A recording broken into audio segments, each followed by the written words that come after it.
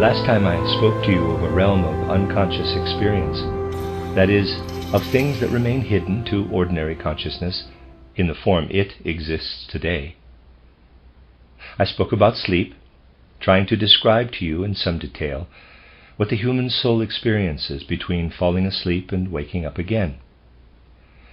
Since what the soul experiences at night involves experiences in the world of spirit, as you will have seen, it may have been apparent to you that these human soul experiences are clear manifestations of the soul's eternal, unfading existence.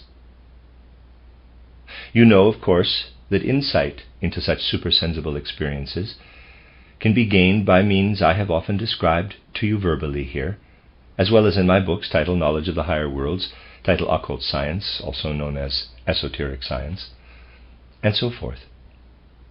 And you also know that the kind of knowledge available to ordinary human consciousness can be developed into faculties of imagination, inspiration, and intuition.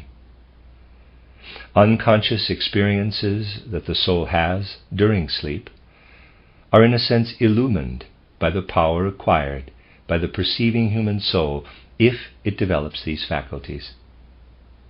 The same path of development, however, also enables us, to some degree, to study an aspect of unconscious human experience of which sleep is only a reflection or image. That aspect of experience from which the human soul departs when it enters physical earth existence at birth, or let us say at conception, and which it enters again when it removes itself from physical existence on earth at death. Today I will offer some intimations, at least, of what underlies the events of birth or conception and death, as far as the life of the human spirit and soul is concerned. When we develop the faculty of imaginative cognition, which I will not describe again here, since I have often done this, and also shown how it can be developed, the first thing we encounter is our physical life on earth, lying spread out before us in a single great tableau. In ordinary physical consciousness, our earthly life only exists in our soul as memory. What is this memory? It consists of pictures, albeit ones which by their very nature point to experiences we have undergone since birth, or since a point in time somewhat after our birth.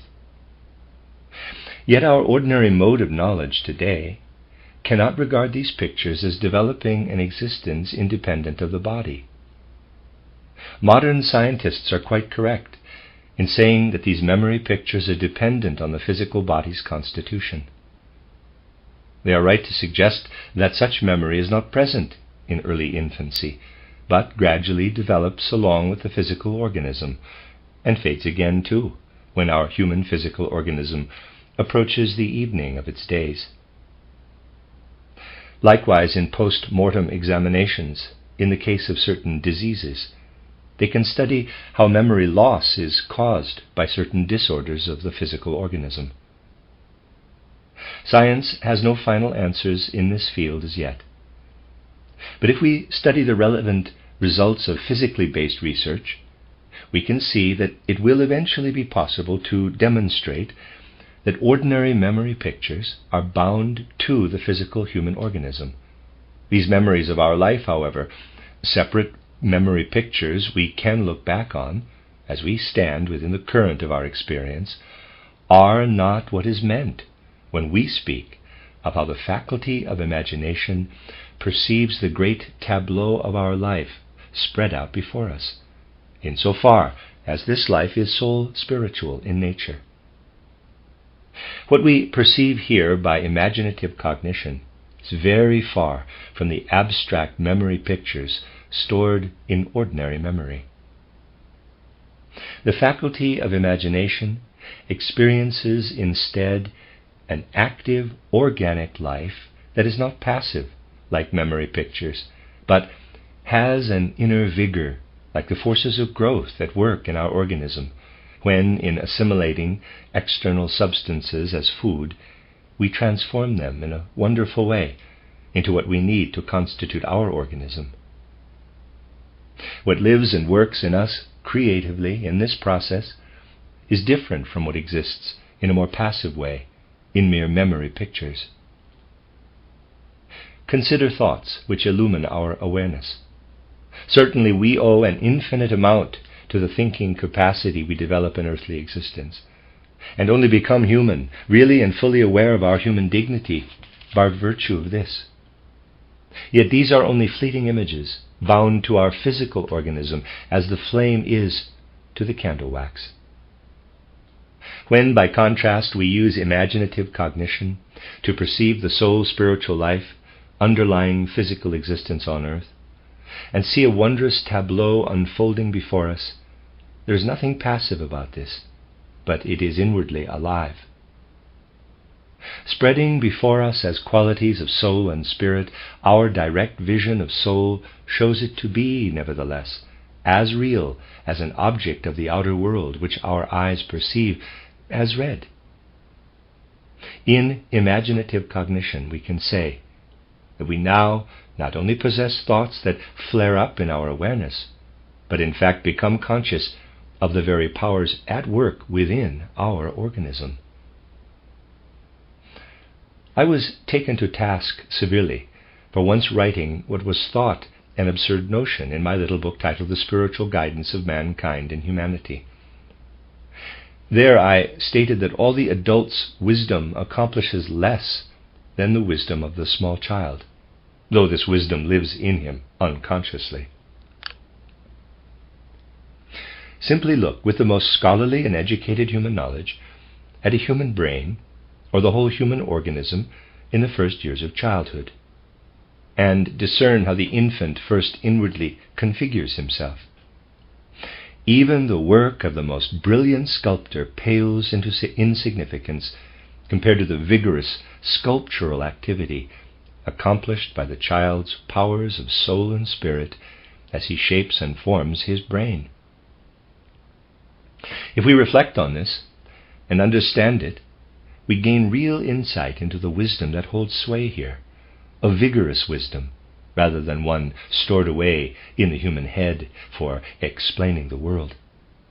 A wisdom that contains an organism of soul spiritual powers, which hour by hour really continue to penetrate the child's outer organism so as to make him fully human. Just try for a moment to hold in your mind a fleeting picture of what is at work there, in such majestic wisdom that our reason and intellectual wisdom is left far behind. Of what is at work here in the child, and must work for long years out of the unconscious. Think, for instance, of the wondrous edifice of human language incorporated into the child. Try to form an image, albeit only an abstract one, of this active wisdom up to the point when we become sufficiently conscious of ourselves to make use of our reason and intellect, at which point one can say our reason creates an ephemeral wisdom in imitation of that greater wisdom which has first formed us out of inmost universal potencies. But we must also realize that at the same time as we develop human intellectual reason in what I would call the upper stratum of our being, what worked as a wonderful sculptor in us during childhood and elaborated our organism continues to hold sway in the lower strata of our human nature.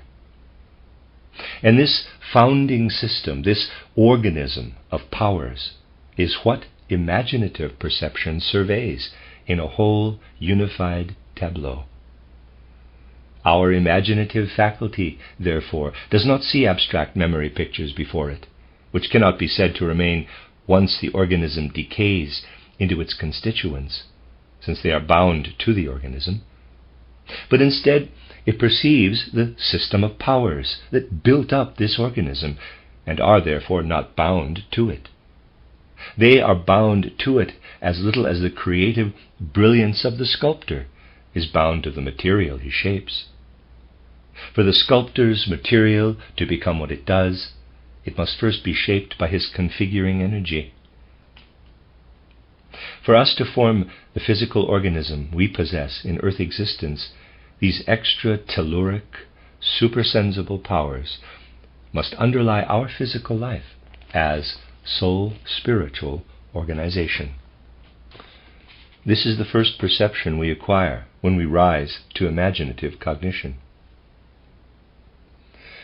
But the moment we are able to perceive what works in us as spirit and soul during our life on earth, and is not merely dependent on the physical organism, but rather configures and shapes it, we also become able to look away from our earthly existence, to abstract from it, to use a rational expression in the same way that we can abstract or extrapolate from a thought in ordinary life. Through meditative exercises I have often described, we have to attain the power not just to look away from a thought or image, not just suppress it, but to root out what we have first energetically acquired in our perception of the soul and spirit working upon earthly existence. Root out this tableau of thoughts from our consciousness.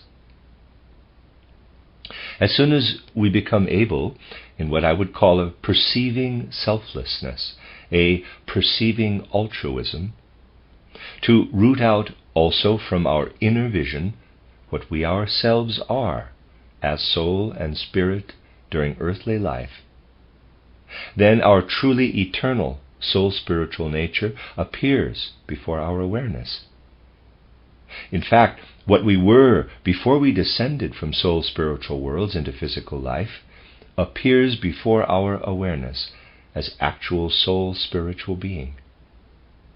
We learn to look upon ourselves as human soul-spiritual entelechy in pre-birth existence. Learn to speak of this pre-earthly existence not just in general abstract phrases, but to perceive its development. And some aspects of this development are what I wish to speak of today. Here in our earthly life we feel ourselves connected with our physical body, or at least we do during waking life. However dim a sense of connection it is, this does exist, and we become especially aware of it when something in our physical body is not working properly, if we fall ill in some way. In this case, we not only feel the physical body as a dim, generalized experience of being alive, but also sense its separate parts. Depending on the disorder, we get a stronger sense, say, of our lungs, stomach, heart, or head. Ordinarily, this is all submerged in a vague sense of being alive. But if ever our state of health is compromised, we have an opportunity to become more aware of distinct organs. In waking consciousness between birth and death, we sense ourselves within our being as belonging to our physical body, to everything enclosed within our skin. But the moment we are not bound up with the physical body in this way, when we experience our soul spiritual existence before we entered upon physical existence on earth, then we no longer have the self-evident sense of an interior composed of our physical body or its limbs. Nevertheless, we still have a sense of interiority. I described in the first lecture how the soul experiences inner pictures during sleep, even though it remains unconscious of them. But in the condition in which the soul dwelt before it descended from soul spiritual existence into physical life on earth, it was aware of a different kind of interior life. This awareness of a different interiority is merely concealed, veiled by the fact that in physical life our body also becomes an organ of perception, obscuring soul perception that can only exist insofar as the soul is free of the body. In this latter condition, what the soul experiences as its interior life is now not what is enclosed within our physical skin, but instead the configuration of the cosmos. Just as we are bound up in our physical existence with our lungs, stomach, heart, and other bodily organs, so in supersensible existence we are bound up with what otherwise appears to us, to our eyes and other sense organs, as the external world of the cosmos. What we perceive as outer world around us during earthly existence becomes our inner world when we dwell in extra-telluric existence. And then from this supersensible realm between death and a new birth, we look upon earthly life as an external world. In the same way that we dwell in the flesh, if you like, of our lungs, heart, and so forth, so we are incorporated, before we descend to physical life on earth, in the planetary movements, the fixed star constellations, the powers that actively infuse the cosmos, all of which later appear to us as outer reflection, as the wide universe around us when we once more live on earth.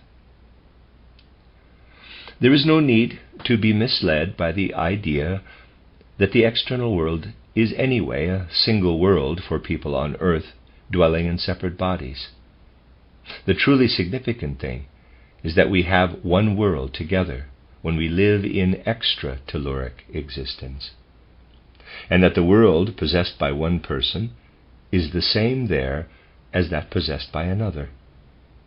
Here, in life on earth, we are spatially separate because each of us is enclosed within our skin, whereas, after death, we maintain our distinct existence through inner strength of soul.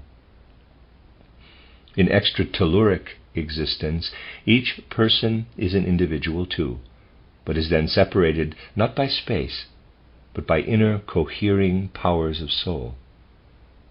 Yet into these cohering powers flows something that spiritually corresponds to the universe we see surrounding us in the physical reflections of the sun, moon, planets, and fixed stars. Here in earthly life, we look at another person and see only the form of his face, the light in his eyes, the movements of his body. And yet, since we ourselves are also beings of soul and spirit, it dawns on us that a soul and spirit are alive in these forms of his face, his gaze, the pink of his skin, and his movements. In the same way, someone able to look upon the soul and spirit of the world will see that modern astronomy is incorrect in its view of the sun and moon, the fixed stars, the planets and their movements, as being only physical phenomena. Such a view is really the same as saying that the movements of our facial muscles, say, or of our eyelashes, are merely external shifts of position and not the expression of sentience and spirit. If we can see the soul and spirit in the world, we will recognize that the movements of sun and moon are as much the expression of a physiognomy of soul and spirit as are a person's facial expressions. The movements of the planets are likewise expressions of soul spiritual occurrences, in the same way that impulses of soul and spirit become manifest in our limbs and bodily movements. As supersensible beings, before we descend into earthly existence, we live in these soul spiritual foundations of what appears to us in the physical reflection of our outer physical sun, the outer physical moon, the stars and their motions. We live in this soul and spirit in the cosmos that corresponds to each individual person's soul and spirit. As a person living on earth, I know that lungs and heart are alive inside me. And as a super-telluric human being, before I have descended into the physical sensory world, in order to configure my physical body, I know that the sun and moon live within me. Although not as a sensory, earthly reflection of sun and moon, but rather their underlying reality of spirit and soul. The whole divine spiritual world works through me and lives within me, while my human existence is still in a super-earthly sphere. To understand this gives us a deep reverence for the reality of the whole life of the universe, with which we are interwoven. For then we gain insight into the wonderful interconnections between the human being and the cosmos. In considering the human being as we stand here in physical earthly existence, we come to see that the confines of our skin enclose not only what can be physically discerned and what the anatomist can dissect and diagnose after death, but also the ultimate goal of all cosmic life. The marvelous saying of primordial religions that we are made in the image of God Himself acquires a new, infinitely resonant meaning. And knowledge gained through the faculty of inspiration teaches us to see what we actually experience in pre-earthly existence in relation to the divine spiritual powers on which the whole cosmos is founded. In considering only earthly human life, we speak first of the human embryo, which develops in the womb, and then after birth into the form of the growing child. Naturally, the embryo is seen here as something small that gradually increases in size. In our pre-earthly existence, we also live in a kind of embryo or germinal state. But this embryo involves an experience of the whole cosmos of soul and spirit. Here we have, in a sense, become one with the soul spiritual cosmos.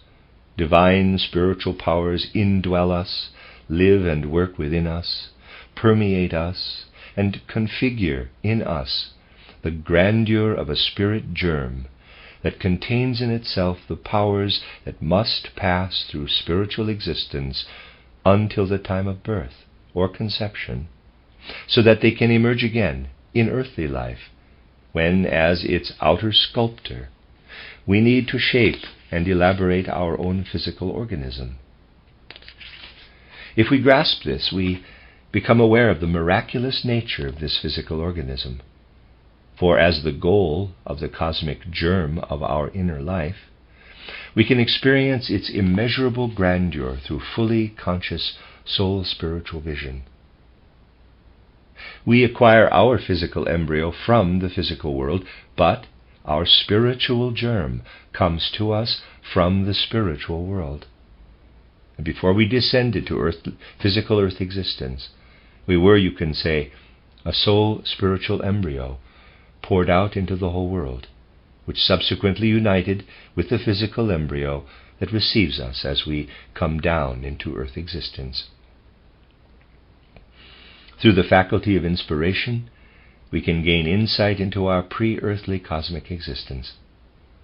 Just as we know ourselves to be one with our physical organism here, this further insight shows us to be one with the whole world. Here, in this world, we look upon the external manifestations of spirit within nature and in human life, and have an intimation of the divine spirit behind these sensory phenomena. In pre-earthly existence, we are imbued, infused, and interwoven with this divine spiritual existence, and as it lives within us, it implants in us the powers that draw us toward physical existence on earth. Just as we raise our eyes here to the wonderful star-strewn heavens, so in gazing from extra-telluric existence, we look upon the wondrous edifice of the physical human being living on earth. Let's put it like this. We look up from the earth to the heavens in our physical existence on earth, but gaze from the heavens to the earth in our pre-earthly existence. And then we can grasp the earth as it ought really to live within us, as the work of the gods.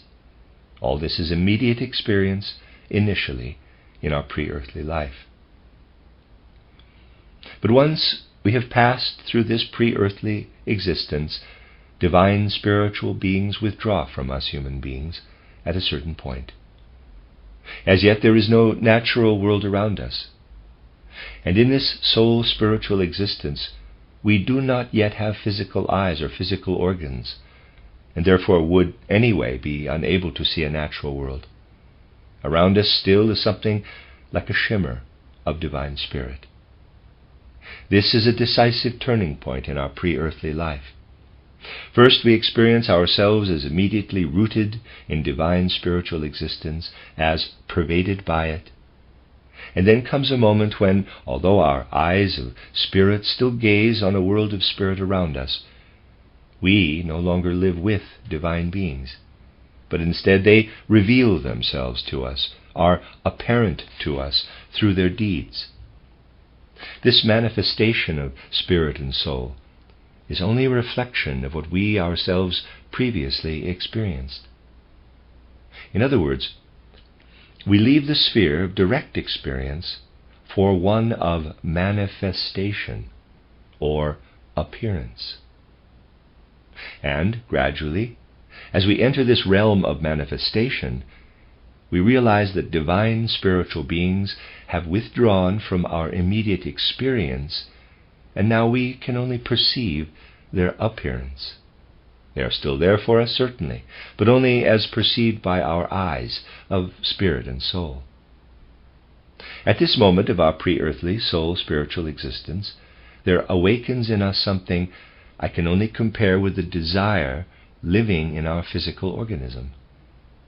We are inwardly infused with a growing desire as the pre-birth world around us becomes appearance rather than direct experience. Only now, really, do we feel a sense of self distinct from our surroundings.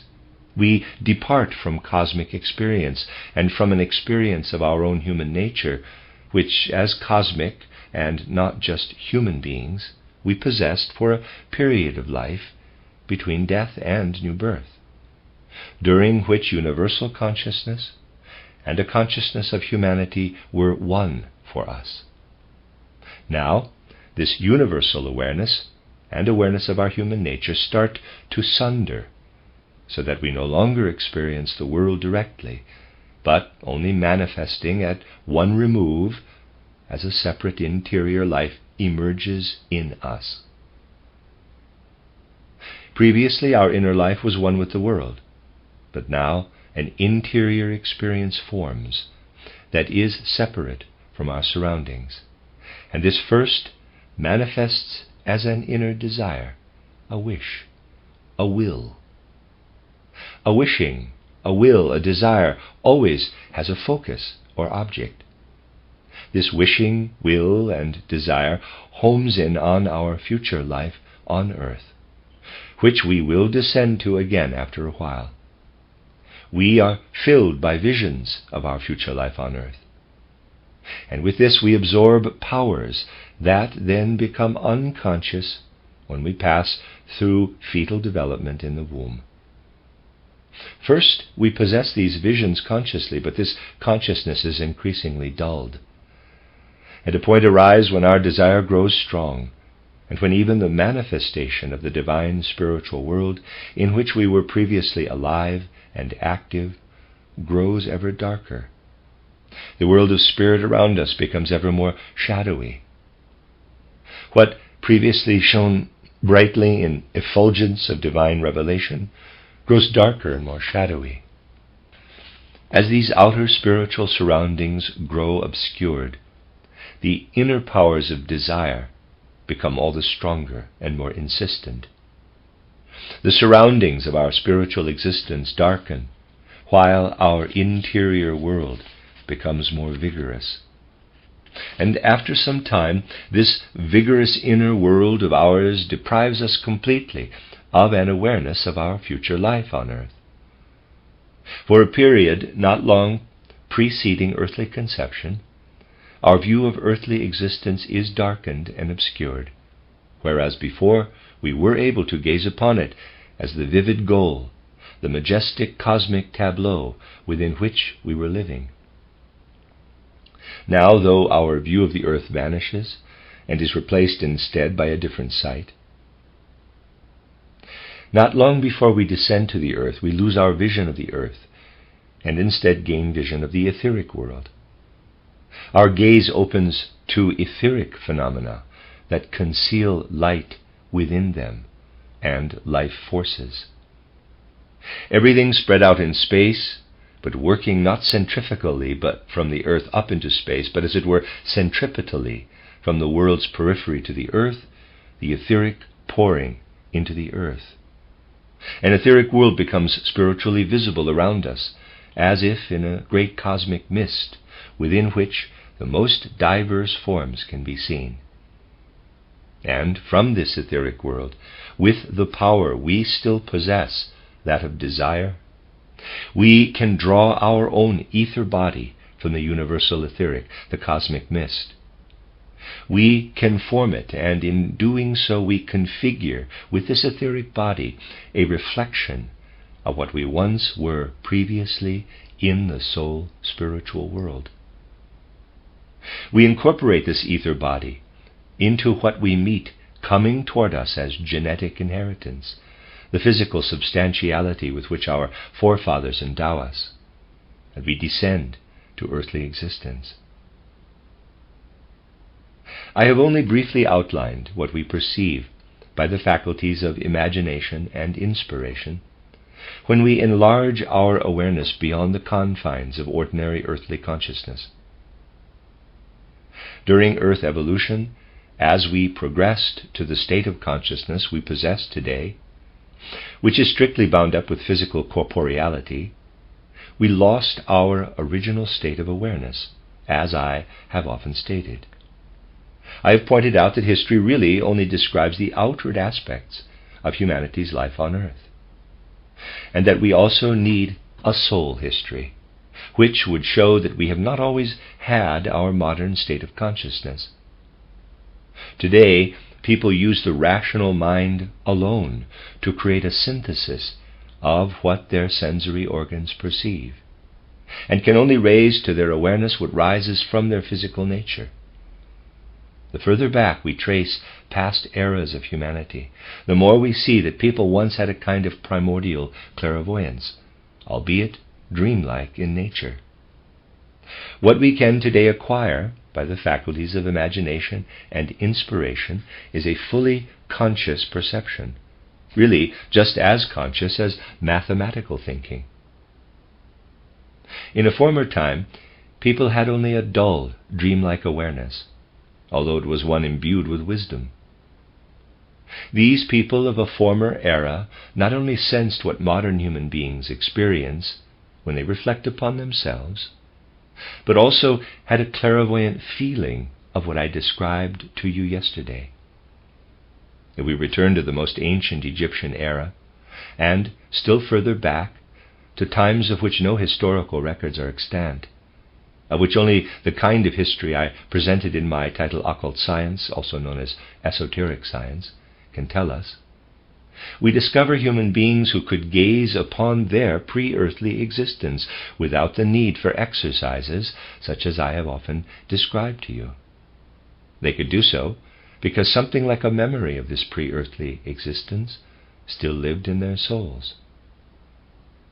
Today, people have acquired their freedom at the expense of having only a faculty of memory in the form of abstract thoughts, of events and experiences during their earthly life. In primordial times, human beings could gaze into their souls and draw from within not only such memories of their current physical life, but also soul pictures of what I have described. Today we can recall by our ordinary faculties what we experienced 20 or 30 years ago, and in the same way a person of more ancient times could in a sense recall what he had experienced in pre-earthly existence, and what I have presented to you today as the findings of spiritual science. In those ancient times, a person was as certain of his pre-earthly existence as you are certain that you were not born yesterday, and had this certainty by virtue of what he experienced within his soul. This gave him the assurance that the intrinsic nature of his soul experience already existed in a soul spiritual world before he descended to physical earthly existence, and that this entelechy passes through the portal of death and is independent of the physical organism, both building up the physical organism for earthly existence and entering a continued existence after passing over the threshold of death. But what is it exactly that continues on after physical existence on earth? The thoughts we experience here on earth are bound up with the physical organism. By contrast, the expressions of will that spring up so wonderfully from within us, in a way we can only grasp in thoughts and ideas, are all deeply unconscious for the soul, like the events of sleep themselves. We know we wish to lift a hand or an arm, but have no idea what actually occurs between the motivating thought and the actual lifting of an arm, in this whole intermediate miracle leading to the tensing of a muscle. The will that rises in us remains largely unconscious, or in other words, is only reflected in our conscious mind. But if we study this life of will through the faculties of inspiration and intuition, we can make huge discoveries. In physical earthly existence, as considered only from an external perspective, we perform actions which a materialistic age sees fit to believe are fully contained within this physical realm and have no further significance beyond it. But if we can look down into the true will nature of the human being, which remains unconscious to the ordinary waking mind, we find as we progress through our earthly existence something taking shape that is composed of an evaluation of our actions. And this does not arise from thinking, but from will. In the physical realm we say that an action is good or bad, that we are satisfied or dissatisfied with it. We might believe that this is only an abstract judgment, which we add to the action. When we use true faculties of inspiration and intuition to gaze into the nature of the human will, we see that what is here only a thought, there becomes an actual being. We see how our evaluation of satisfaction or dissatisfaction with an action inwardly becomes a reality of the will, and how a whole being takes shape in the depths of our human nature. The countenance of this being, if I may put it like this, depends on the nature of our actions here in earthly existence. If we have done bad deeds which a fully developed human conscience cannot be happy with, a being ugly in countenance develops within us. Whereas if we have done deeds we can be satisfied with, a being with a sympathetic countenance emerges. So you see, the evaluation of our actions gives rise to an inner being in us. When we are children, our thoughts are still working to shape our physical organism, after which they become abstract. And as our thoughts increasingly become dependent on the physical organism, because if you like a kind of... Let me read that again. And as our thoughts increasingly become dependent on the physical organism, become, if you like, a kind of corpse in our physical organism, for they are not alive, they are dead thoughts. So at the same time our moral nature stirs below in the unconscious, and we elaborate this ourselves during our lifetime. This moral being exists and unites with our I being, and it is this moral being that we then bear with us over the threshold of death when we enter the world of spirit. As we cross the threshold of death and emerge into the world of spirit, you will find an account of this in my book titled Theosophy. We have laid aside our physical body and dwell in our etheric body, still retaining there an awareness of our earthly deeds. But this awareness starts to be infused with cosmic universal awareness. The etheric body resolves into the general world ether. Just as we gather it together before birth, so now it dissolves in the world ether. What I call the astral body in my book titled Theosophy is what we gradually live our way back into the cosmos with. at the same time united with our newly formed moral and spiritual organism. It is this we initially bear out with us as we find our way back into the cosmos. And now a task arises for us, connected with what I said about human sleep in our last lecture. I spoke of how we have the strength during sleep to re-enter our physical organism by virtue of what we can call moon forces. These moon forces are what bring us back into physical earth existence, and do so each and every morning. We find ourselves within this sphere of moon forces after we have laid aside our physical and etheric bodies. But that encompassing universal consciousness I described to you cannot be acquired within these moon forces, since here, through this moral earth organism, we have something that still ties us to the earth.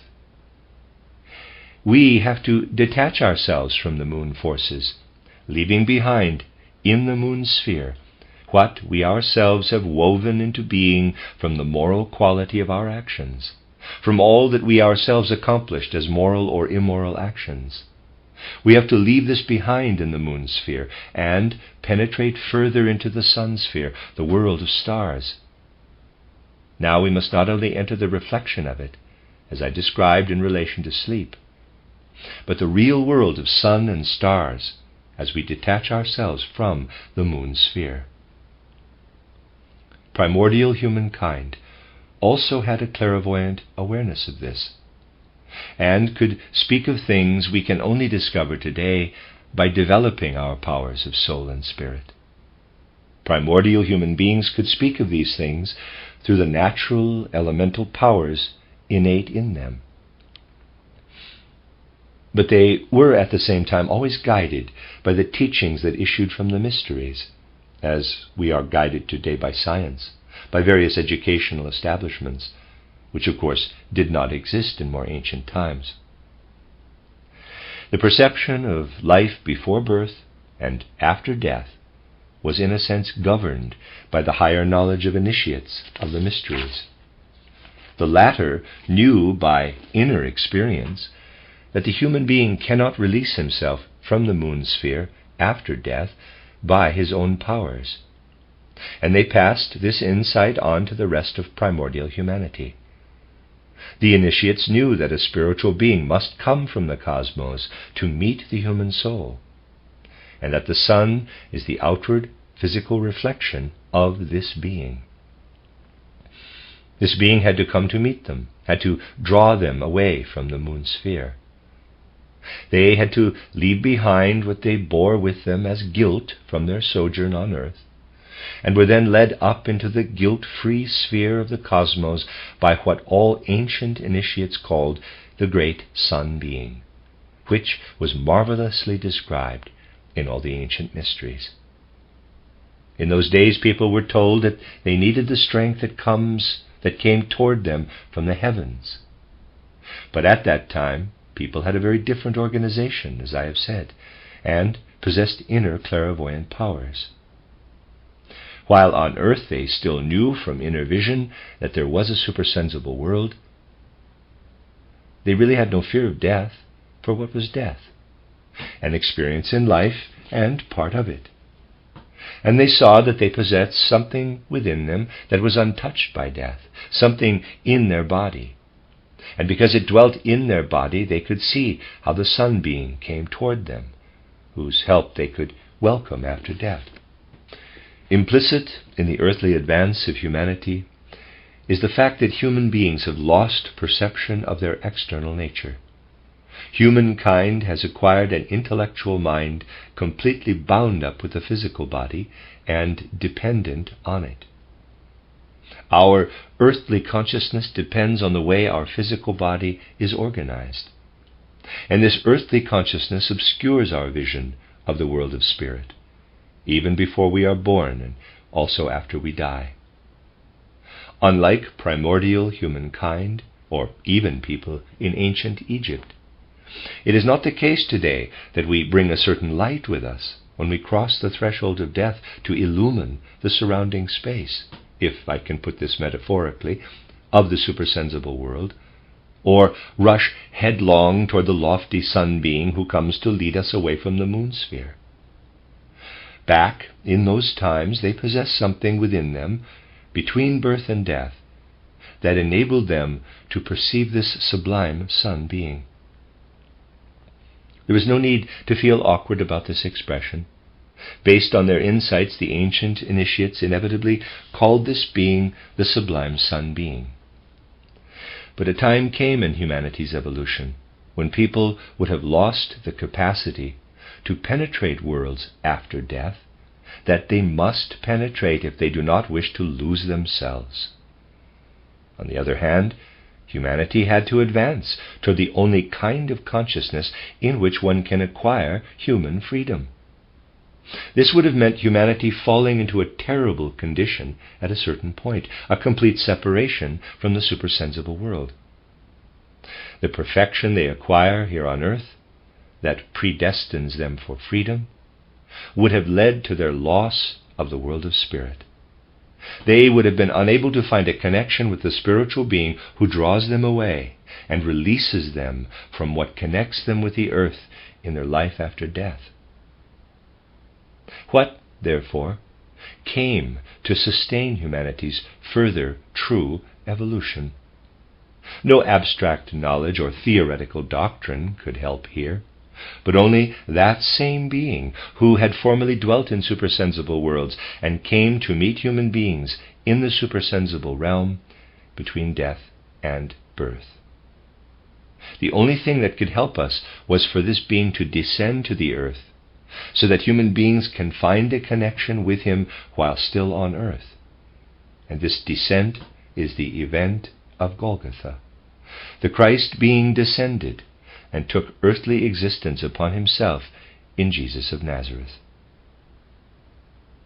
In our earthly life, we gain a connection with Christ Jesus, enhancing our earthly consciousness by looking toward Christ Jesus and feeling sympathy and compassion in relation to the mystery of Golgatha. Awareness flows into our earthly consciousness that we are not just an capital I that can be free. We can fill ourselves with the Pauline saying, quote, "Not I, but Christ in me," close quote, and make this a truth here in earthly life. The I we acquire here would otherwise constrict us and separate us from the supersensible world. But when this earthly consciousness connects us with what entered earth existence through the Christ being sacrifice, we can bear this I through death.